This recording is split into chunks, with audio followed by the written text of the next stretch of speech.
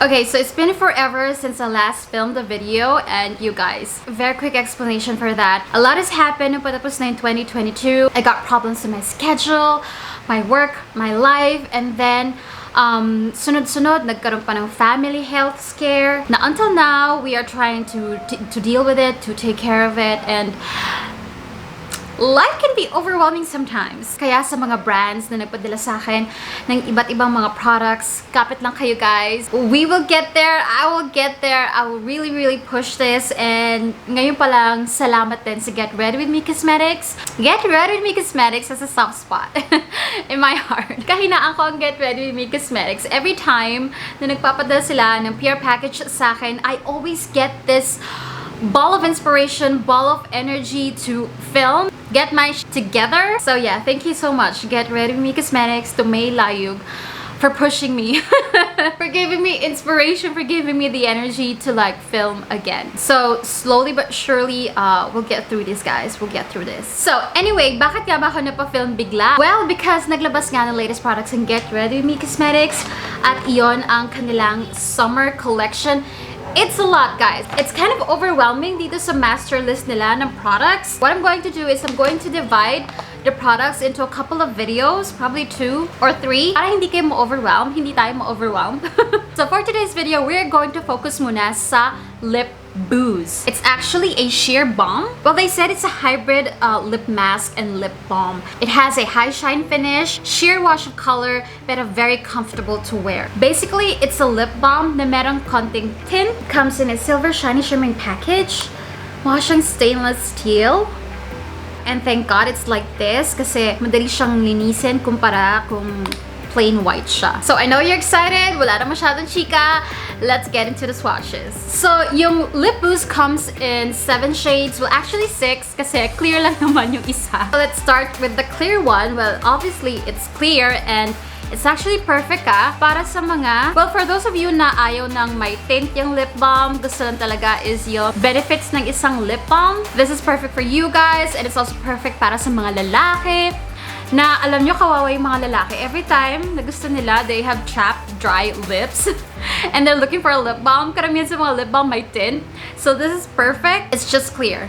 So clear yan, guys, meron lang talagang, for some reason, merong tint yung lips ko for today's video. Wala akong nilagay na tint. It's just pigmented yung lips ko today. Siguro dahil kaka-toothbrush ko lang. So eto yung sheer long. Yeah. Next shade natin is called Cosmo. And according to the description nila, it's a coral peach. So this is Cosmo. So this is Cosmo's swatch at the back of my hand. That's what it looks like. And this is Cosmo on my lips. And it is actually on the corally and peachy side. And you know what, guys? It's really perfect for summer kasi para lang talaga siyang lip balm. Feeling lip balm pero merong sheer wash of color nga. And ang lakas maka-luscious ng lips. And it is buttery, creamy. You would feel na you have something on your lips because it's a lip balm. Pero hindi siya like ma-oily, hindi siya malagkit or matacky, walang ganon. And kahit ang sarap is swirl lang ng ganyan na kahit ilang beses niyang pagkaganon-ganonin. Honestly, itong Lip Booze reminds me of Detail Cosmetics Luxe Satin Light. And ano pa ba yung na-try ko? Yung Maybelline Water something. I'm just going to insert it na lang. They don't have the exact same formula, pero same feels, parang same vibe or peg, if you know what I mean. So yeah, this is Cosmo.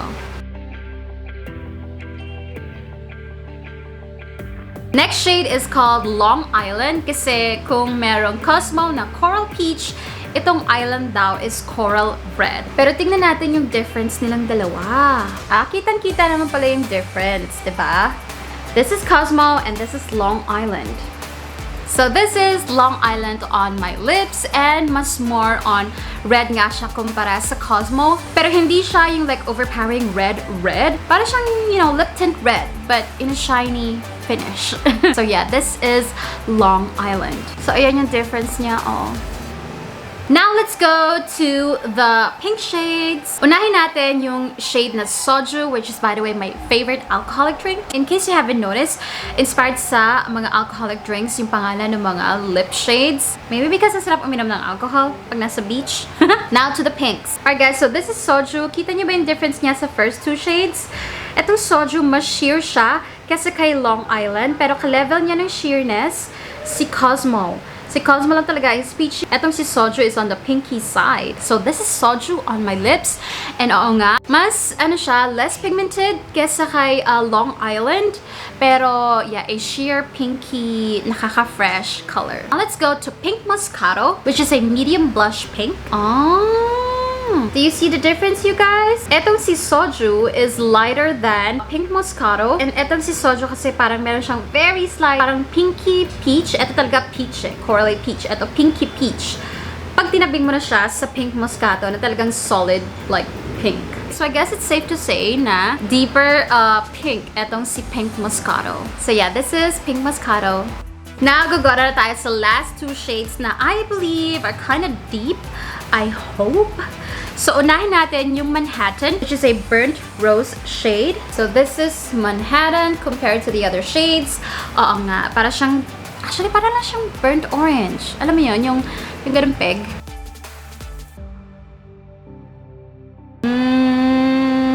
On my skin tone, papasa siyang like a deeper Long Island shade. And it's kind of nice kasi it has more tint to it. Sheer pa rin siya, pero mas pigmented yung tint na meron sa kanya. So yeah, this is Manhattan. Very Manhattan. Manhattan, New York. Yung mga brick na mga ganyan. And last but definitely not the least, we have Tequila, which is a deep burgundy plum. So ayan ang difference ng last two shades. Siya nga yung pinaka-deep. My God, it's so deep. It's so pigmented. Akala ko ba sheer? Anong pigmented nito? Well, wala na kailangan explain. This is like the deepest. But do I like it? For summer, not so much. Kasi sa skin tone ko, it's like too deep na. Siguro for summer, pero nighttime. Pero for like daytime, parang medyo mainit siya sa paningin ko, and sa feel ko, and sa vibe ko. Does that make sense? Yeah, this is Tequila. Alright guys, so those are all of the shades ng Get Ready With Me Cosmetics Summer Collection Lip Booze. And I'm wearing actually my favorite out of all, which is Soju. This one right here. Pero kung ako, papipiliin nyo guys, ano ba yung mga talagang, you know, tumatak sa akin. For the corals, surprisingly, mas gusto ko si Cosmo more than the deeper shade, which is Long Island. For the pinks, mas nagustuhan ko si Soju.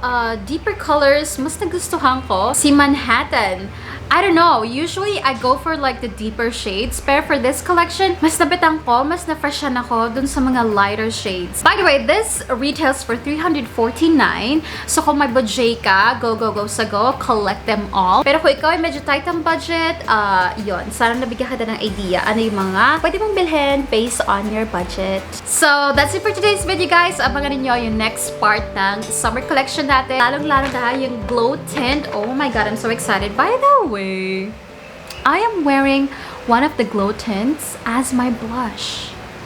Yeah, but I'm going to discuss that on my next video. So make sure to stay tuned at i-click mo na yung bell button para ma-notify ka pag meron akong bagong upload. So ngayon pa lang, thank you so much for watching guys, and thank you so much Get Ready With Me Cosmetics and May Layug for sharing your new collection with me. So again, thank you so much guys. I'll see you in my next one. Bye bye!